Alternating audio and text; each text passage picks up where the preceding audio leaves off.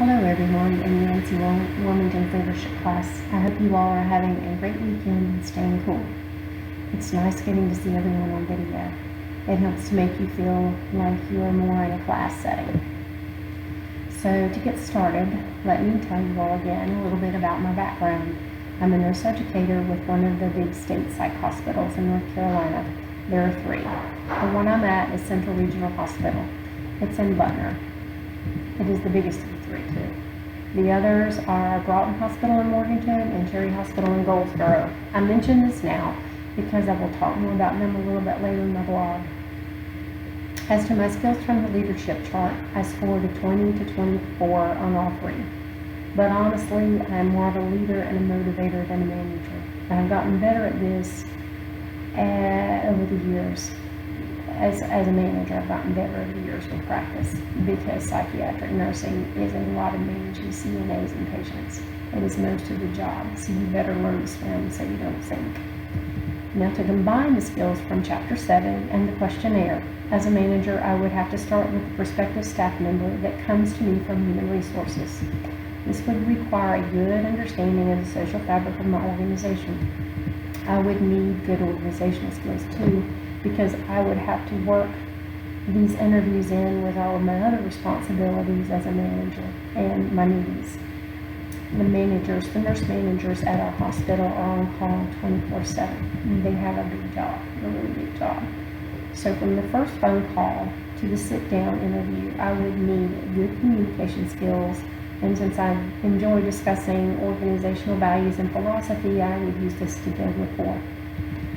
Planning is also essential to management. I would use my Office 360 calendar to help with planning and organization so that I do not miss any meetings or interviews. Managing really would be I would need this to be my biggest strength, especially at this hospital.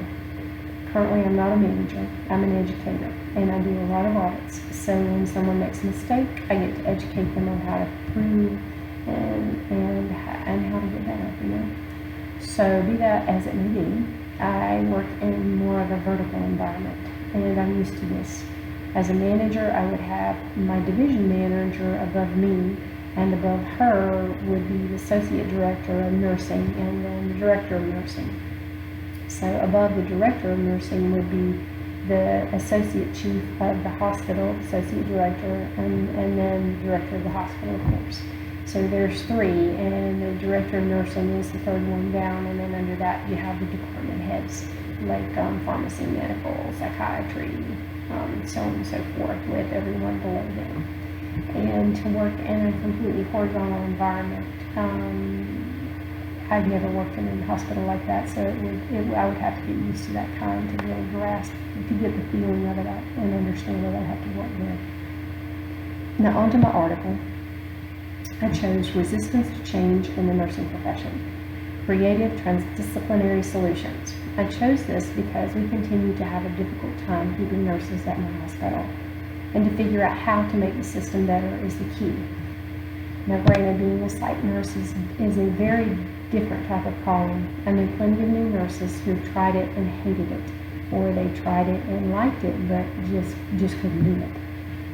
There have been a lot of changes over the last 20 years, and many have been tremendous improvements. And most of the positive changes that I see concerning the patients and the treatment. The staff changes not so much. And right now, though, I'm focused on the staff issues for this block. So everyone says that change takes time, and change can be scary. The reason that I feel like part of the reason that we're losing, nurses and we have such a hard time, and we are constantly using travel nurses and per diem, is because of the changes that my hospital and the other 2 are going through. We can't keep people because of the change, and change is hard. So now, when you think about change, look at our society. We live in a crazy world, a world that is changing, not over the course of a generation, like what I'm talking about with nursing for the last 20 years, but it changes in minutes, sometimes maybe even seconds. That's the internet for you. So how can nursing keep up with this, especially to keep nurses in a changing environment? It's hard. So this article suggests looking to the transdisciplinary approach. Now, I had to look up this approach in a couple of places, and I found a definition that makes sense. It is by the Moore Center. It states that the transdisciplinary approach is one that integrates expertise and experience from both different and related professional disciplines so that ultimately the typical boundaries of each profession disappear. They become interwoven. Now, psych has been practicing the interdisciplinary approach for years, and it works very well for the patients. The transdisciplinary approach would need to be included to keep nurses in a changing environment. And just how do you make this happen for the staff in a psychiatric environment where the stressors are so high and people get hurt every day? And then you've got changing staff, and it's just a lot of stress. So let's start with a picture of the environments where I would be a manager and I would be trying to keep staff. So looking back to Broughton hadn't changed yet. They haven't moved into the new hospital. So in the center building, you are walking in the same halls where someone from 150 years ago was walking down the same halls, with the 12-foot ceilings and the 3 feet. The walls are 3 feet thick. Well, maybe not, but you can still sit in the windowsills if you need to. So Cherry, they just moved into the new hospital, and it took from 2013 to this year just to get it open. They said they were going to open it in 2013.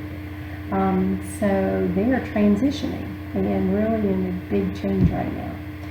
So my hospital, we moved in almost 10 years ago, and I went there as a travel nurse in 2009.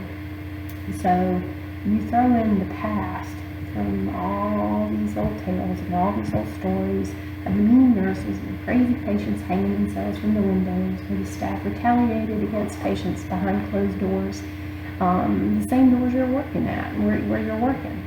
So you hear these stories, and then you got the nurse with 30 years experience with the bad attitude and the bad habits, and she teaches the new nurse her new trade, or her old trade. So, well, to change this, in my opinion, they created new environments and built new hospitals. And in creating these environments, we of course had to move. Everyone knows moving represents change, and this is what is happening in our state psych hospitals. So my article, to improve the resistance to change in keeping nursing staff, wants us to shift from a paradigm of technology, medical, cure-based modalities to a greater emphasis on humanitarianism, healing, spirituality, and the lived interconnection of being. Kind of sounds like Star Trek to me. Well, like Next Generation with Jean-Luc Picard. But to shift this paradigm concerning nurses is much more challenging. For example, in my experience, Just Culture at a community hospital, it was a magnet hospital that I worked at, was part of my orientation. Now, this was in 2012. It was given a high priority, and it was a wonderful eye-opening experience for me. Now, does this happen in the state orientation for psychiatric nurses? No. Let's just say Just Culture is not about employees, but more about patients, and the managers were sent to classes about Just Culture. And that's okay, but the staff need to learn about it too.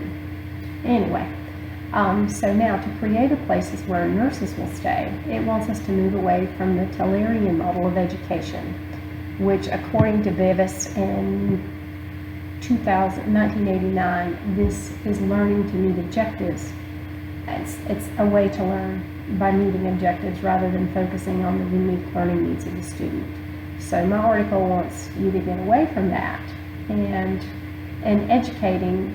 So I would use, and by using this article and educating my nurses, I would step back and look at the big picture and use reflective techniques to find all the aha moments by practicing self-care, patience, and participating in a supportive community of inquiry that supports the inquirer. It sounds good. It sounds good when you really think about it.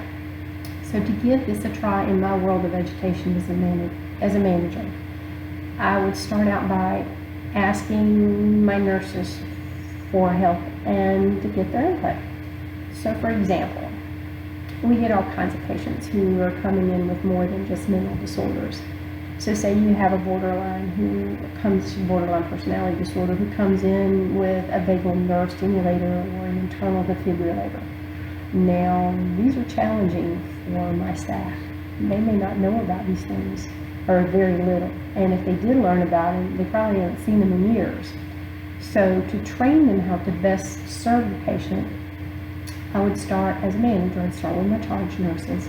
That's leaving the nurse educator out because this is basically my job. But to start, I would start with the with the charge nurses and get input from medical and psych too. But first I would start with the nurses on the units and get their thoughts. Where do we store these high-tech devices, these expensive pieces of equipment? How can we get everyone involved in the process? How does the patient, if it's the VNS, is she going to carry it? Are they going to put it on the arm, the leg? All these different little nuances that go with one piece of equipment in a place where other people might come up and hit you. So what are your thoughts? You get the picture. The medical provider may have their input, they may want it this way, the psychiatrist may get involved, I don't know. Everyone wants to say their piece. So to make it harmonious as a manager, that would be the key. In trying this approach, I would look at the whole situation, try to make sure that all parties have been given input from their discipline, and put it all together as peacefully as possible, so that all parties walk away feeling valued and walk away learning something and feeling overall like it's a good thing. This to me seems like a good use of the transdisciplinary approach, and thank you all for listening. Your feedback will be greatly appreciated. Have a good night.